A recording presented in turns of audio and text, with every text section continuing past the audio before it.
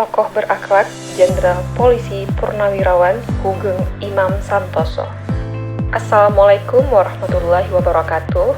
Perkenalkan, kami dari anggota kelompok 3 subkelompok 3 peserta pelatihan dasar CPNS tahun 2026 angkatan 25. Di video ini kami mempresentasikan sosok panutan atau role model dalam mengimplementasikan nilai-nilai dasar ASN berakhlak. Siapa sih yang tidak kenal dengan Jenderal Hugeng? Beliau lahir di Pekalongan pada 14 Oktober 1921. Tumbuh di keluarga penegak hukum, beliau mewarisi prinsip hidup sang ayah yang sangat kuat, yaitu yang penting dalam kehidupan manusia adalah kehormatan. Jangan merusak nama baik dengan perbuatan nista. Prinsip inilah yang melekat kuat hingga beliau dikenal sebagai sang pembersih birokrasi. Jejak karirnya sungguh luar biasa cemerlang. Sebagai lulusan angkatan pertama PT IKA tahun 1952, beliau sukses membersihkan praktik suap di jawatan imigrasi pada tahun 1960.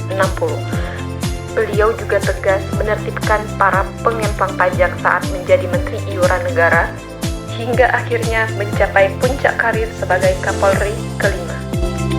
Gus Dur bahkan pernah berkelakar bahwa di Indonesia hanya ada 3 polisi jujur dan salah satunya adalah polisi Hugeng. Lalu, bagaimana implementasi nilai berakhlak pada sosok beliau? Pertama, berorientasi pelayanan. Meskipun menjabat sebagai pucuk pimpinan Polri, Jenderal Hugeng sangat perakyat. Beliau tidak sungkan turun langsung ke perempatan jalan untuk mengatur lalu lintas yang macet. Beliau juga memastikan bahwa kantor polisi selalu terbuka bagi rakyat kecil yang mencari keadilan tanpa adanya sekat. Kedua, akuntabel. Integritas Hugeng tidak bisa dibeli. Ia menolak keras segala bentuk suap. Beliau tanpa ragu membuang perabotan mewah pemberian cukong bandar judi keluar rumah, dan bahkan melarang istrinya membuka toko bunga demi menghindari konflik kepentingan dengan jabatannya. Ketiga, kompeten. Jenderal Hugeng bukan hanya sosok yang jujur, tapi juga sangat cerdas. Dia membuktikan kapabilitasnya dengan selalu memberikan kinerja terbaik untuk membenahi sistem yang korup di berbagai institusi penting negara. Keempat, harmonis. Di balik ketegasannya, Hugeng adalah sosok yang humanis dan egaliter. Ia tidak pernah membeda-bedakan perlakuan antara pejabat dan rakyat biasa.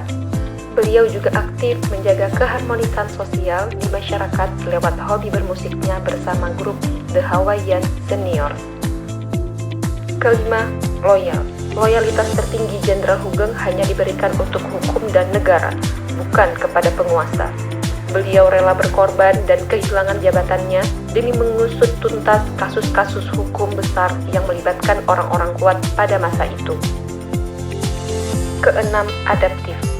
Beliau memiliki pemikiran yang sangat visioner dan proaktif.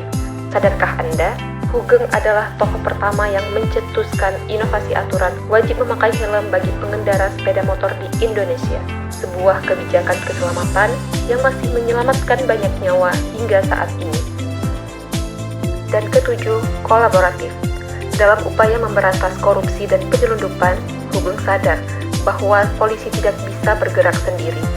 Beliau aktif membangun sinergi lintas sektor dengan bea cukai dan kejaksaan, serta merangkul masyarakat untuk bersama-sama menjaga keamanan lingkungan. Sebagai penutup, ada satu pesan beliau yang sangat menampar dan menginspirasi kita. Memang baik menjadi orang penting, tapi jauh lebih penting menjadi orang baik. Kisah Jenderal Hugeng membuktikan bahwa integritas, kejujuran, dan pelayanan prima bukanlah sebuah kemustahilan dalam birokrasi.